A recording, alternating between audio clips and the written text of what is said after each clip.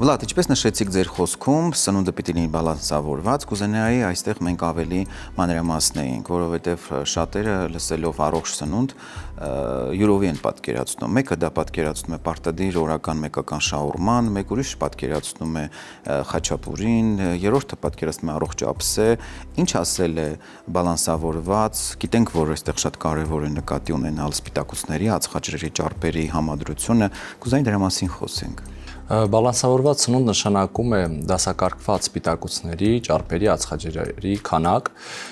եւ մենք սնունդը պետք է հասկանանք, որ օգտագործում ենք ոչ թե մեր հաճույքի համար, այլ որոշակի վիտամիններ, միներալներ, նաեւ ածխաջրեր ու սպիտակուցներ ստանալու համար։ Առավել եւս, երբ որ մարզվում ենք, մենք պետք է սնվենք այլ կերպ, դասակարգված, որովհետեւ մենք վնասում ենք մկանախմբերը եւ հետեւաբար, եթե սննդի միջոցով չվերականգնենք սպիտակուցի հիմնական բալանսը,